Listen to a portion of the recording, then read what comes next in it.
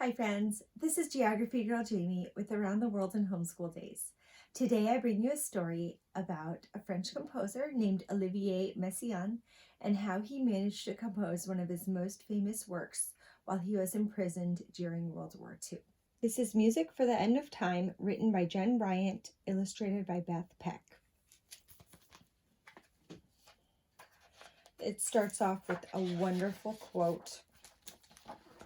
In my hour of gloom, when I am suddenly aware of my own futility, what is left for me but to seek out the true lost face of music, somewhere off in the forest among the birds? And birds feature into his music. So it's clear from the pictures that this regiment of French soldiers was captured by the Nazis and taken to prison. Now this is Olivier Messiaen. He has a backpack that he keeps close to him at all times. And we find out that inside this mysterious backpack are his compositions. So he gets up early in the morning and he hears the birds. Iole, Iole. Olivier looked up. On the top branch of a giant fir perched a small brown bird, a nightingale. Iole, Iole, sang the nightingale as it lifted off. Such a wild and beautiful sound, Olivier thought. He gets called in by a soldier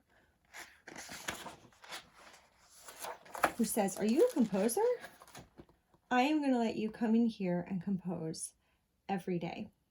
It's a little room the size of a closet with a desk and a light. So it says, before the war, the most talented musicians in Europe had played his tunes. His melodies filled the grandest cathedrals and the finest concert halls. But now everything was different. Even if I write a beautiful tune, who will play it? Who will hear it?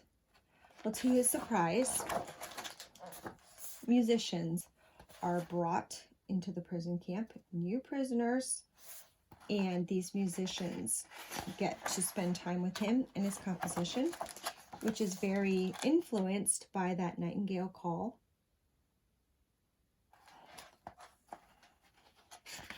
And they perform it. The first performance is in this prison camp. On January 15th, 1941, in the coldest, darkest part of winter, 5,000 prisoners gathered inside Stalag 8A to hear Olivier's tune. No one talked, no one shuffled their feet or sneezed. And the author's note at the end gives us a little bit more information that he was taken to a prison camp in Gorlitz, now part of Poland.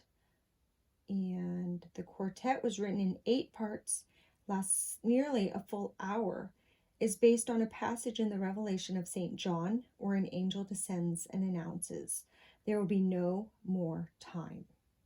Messiaen, a deeply religious man and an avid bird watcher, frequently incorporated bird calls in his musical compositions.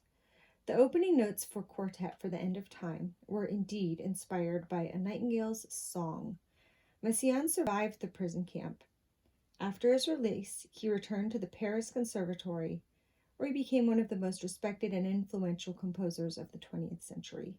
When asked about the concert at Stalag 8A, Messiaen recalled, "Never have I been heard with such attention and understanding."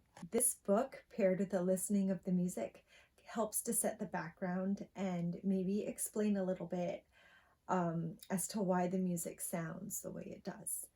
So I love these types of books and knowing the backstory behind something. I think that it sheds new light on music and that it helps us understand where the composer's coming from.